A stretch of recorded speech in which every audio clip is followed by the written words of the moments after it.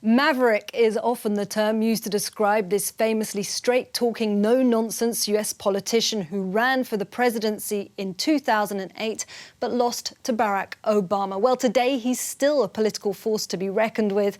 I'm joined by none other than Senator John McCain here at the Halifax International Security Forum in Nova Scotia, Canada.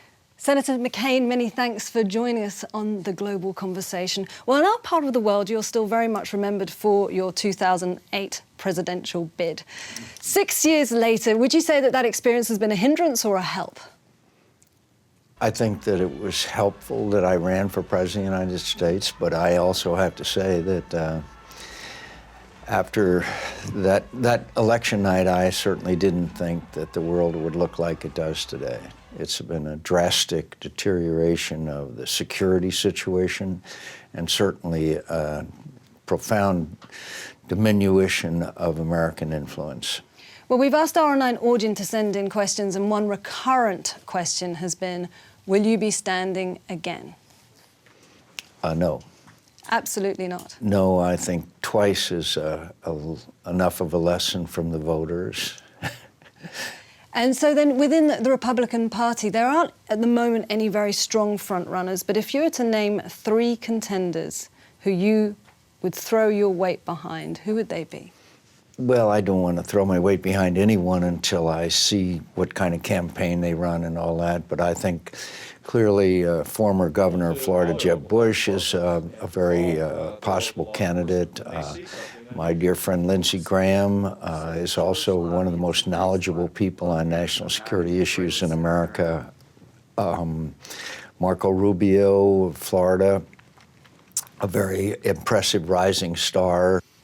And so what are the big issues, do you think, that this election are going to be fought out, on? If we were talking 6 months ago, we would be talking about the economy, we were talking about energy, and we still are, of course, we'd be talking about health care. But now the issue of national security and foreign policy has gone up dramatically. And so I think this ISIS and Muslim extremist, Islamic extremist movement is going to be with us for a long time. So I think national security, foreign policy is going to be one of the 2 or 3 major issues in this upcoming presidential campaign. And on a lighter note, we received this question from Dom Lundu, who says, do you still dream of the White House? Do I still dream? No. No, I don't dream of the White House. The best cure for defeat is to get busy, and I went right back to the Senate and got as busy as I possibly could. To have the honor of the nomination of my party for president was something, frankly, that when I graduated 5th from the bottom of my class at the Naval Academy was certainly not anticipated by my company officer. And in terms of your choice of running mate, obviously there was some controversy over that. Do you stick by your choice of having Sarah Palin as your running mate? Oh, she energized our party, she energized our base, she moved us up in the polls. She was fiercely attacked by the liberal left, and that's the way things are in American politics. But it's still, the attacks on her, probably the most unfair thing I have seen in American politics. And the situation in Washington is kind of vitriolic, toxic, to say the least, especially now that's been exacerbated by President Barack Obama's decision for reform on immigration. How bad is the situation going to get in Washington? I think it's bad, but I also know that Republicans understand that we can't get mired in just a tit-for-tat with President Obama. We have now majorities in both houses. We have to show the American people we can govern, but we can't get mired down into just showing that we're the party of no. The American people want the party of yes. We received this question from Abel Alemeke, who says, under what circumstances would you support a shutdown of government on this issue? No circumstances. There's no circumstances that I can see that would justify another shutdown of the government, which I opposed at the time we did it before. Your members of your party are advocating that?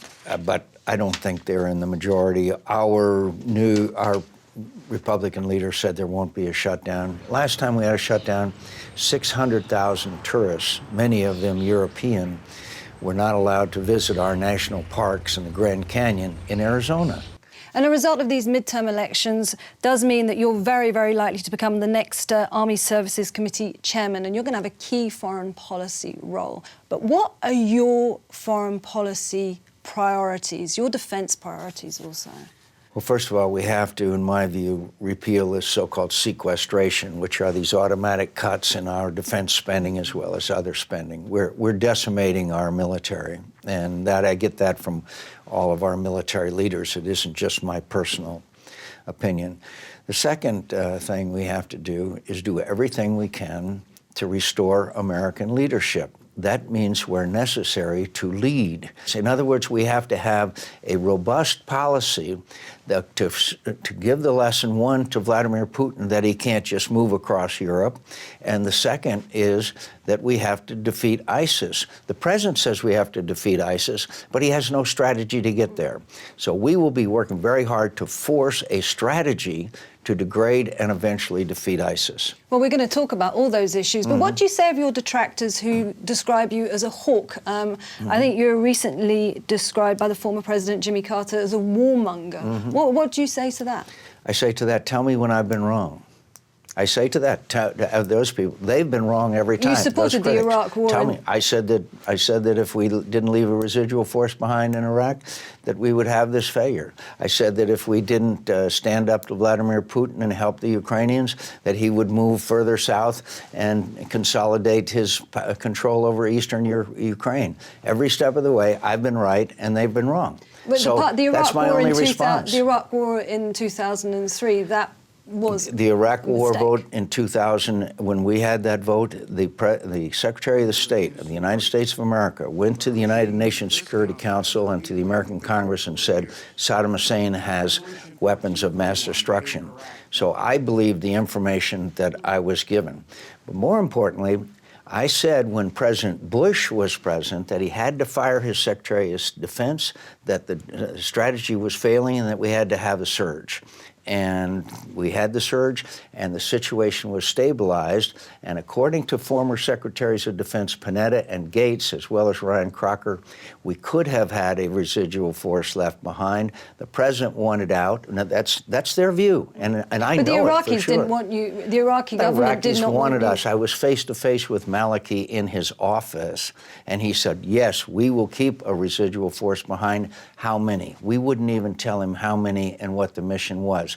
They wanted out.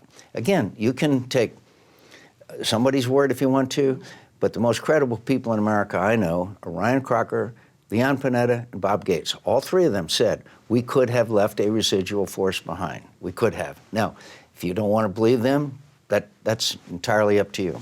But we didn't.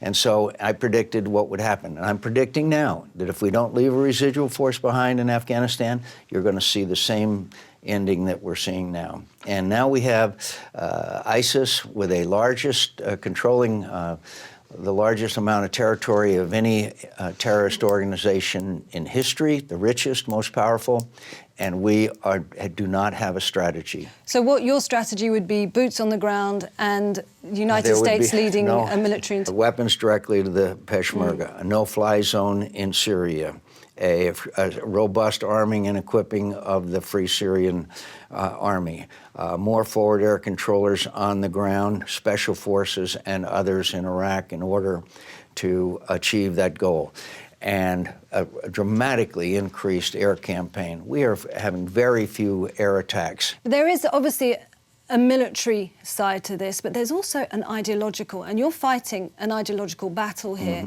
And the Islamic State, ISIL, is more and more popular. You know, and if there were a military campaign, this group would gain in force. How do you beat that ideology? Well, the way that we had them beat when the surge had succeeded and we had stabilized the situation. There was no ISIS then at that time. There were remnants of al-Qaeda, and we predicted again at the time. If we pulled everybody out, we saw ISIS growing. It was obvious. May have surprised the president, may have surprised other people. We predicted. We saw it growing, and we said it's going to happen. So they have to be defeated militarily And at the same time, you have to do all the other things, the economic, the political, the ideological work that goes into a permanent response. So but first you have to beat them militarily. Young men and women will therefore stop going over to these countries to fight a jihad? If they're sure they're going to die there, absolutely. Okay. If they are sure they're going to die there, they will stop going. And the reason why they're attracting them now is because they are winning. That's the reason why they're succeeding, because they want to be part of a winning cause. That's why the extremist organization in Egypt just announced their allegiance to ISIS, because they want to be part of a winning cause. They have to be defeated. We talked about Ukraine very briefly. Let's go back to that issue. And you mentioned the fact that the Ukrainian army should be supplied with weaponry. Is that not just very risky? We don't know what Russian President Vladimir Putin's intentions are. That could be a declaration of all-out war. What is Vladimir Putin doing now? They have taken Crimea. They have now solidified their positions in eastern Ukraine. They have now, just in the last week or two, moved more tanks and equipment into Ukraine. They have slaughtered over 4,000 Ukrainian soldiers. Are you worried about provoking Vladimir Putin?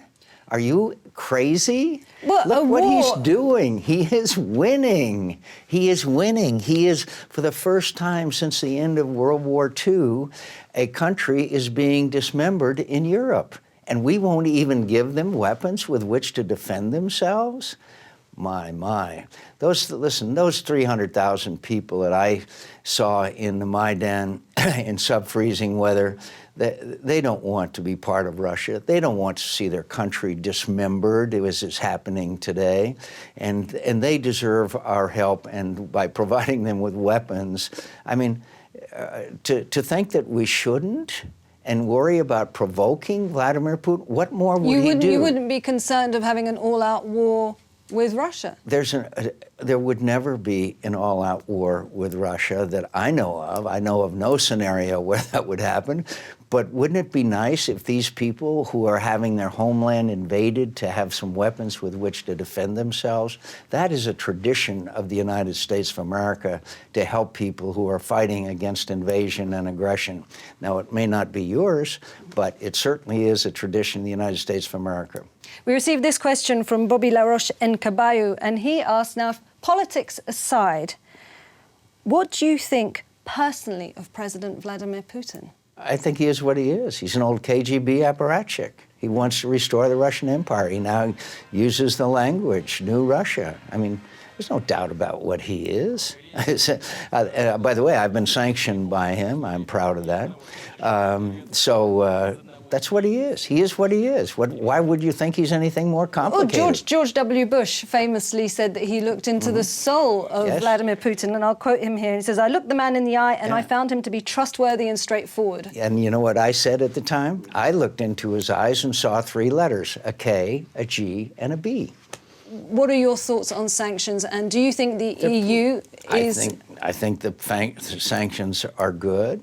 When I'm sitting in Vladimir Putin's shoes and I see what the penalty that I've had to pay for, now I've got Crimea, now I've got eastern Ukraine, and I have now intimidated some of the other Eastern European countries that they're sort of coming our way, i.e. Hungary, that I think I'm doing pretty well if I'm Vladimir Putin. Now, the price of oil is the biggest problem that Vladimir Putin has, but that doesn't have anything to do with sanctions. But the sanctions have been minimal. The Europeans aren't going to do anything real effective as long as they are dependent on Russian energy. You described the EU's approach to this in terms of sanctions as a joke. Do you maintain that?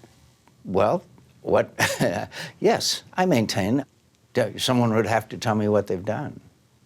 What would you like them to do? What would be your message to EU leaders? I would like to see the Europeans, particularly through NATO, provide the Ukrainians with the weapons with which to defend themselves from Russian aggression. He's now got control of eastern Ukraine. In recent days, he's moved more tanks and equipment into Ukraine, and he's going to take Mariupol, so he has a land bridge to Crimea.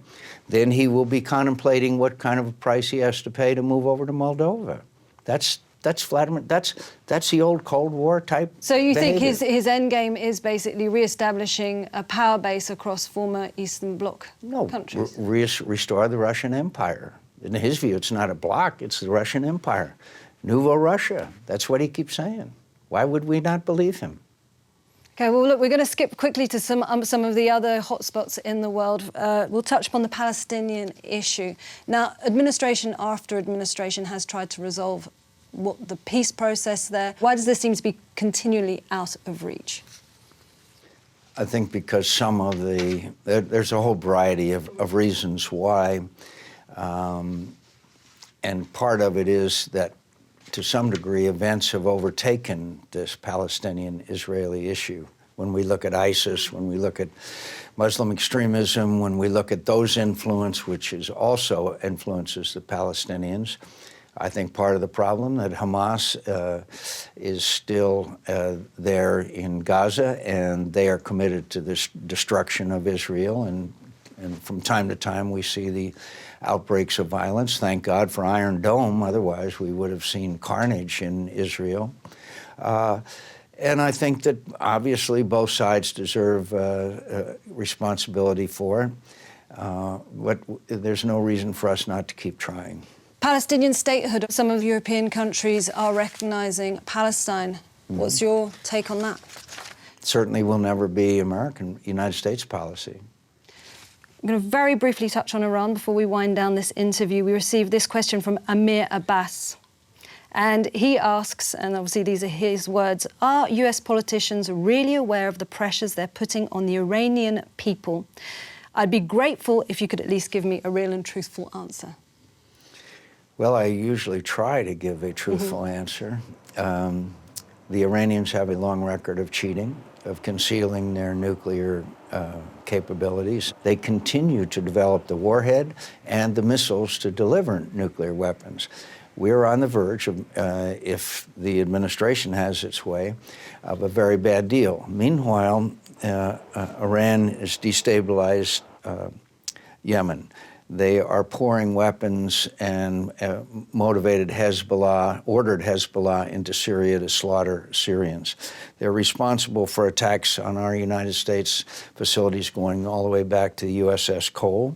And they are attempting to exert additional influence in the region in places like Bahrain and others.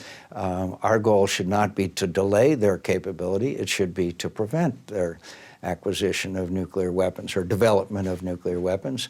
And already the outlines that I see, we believe are a very bad deal.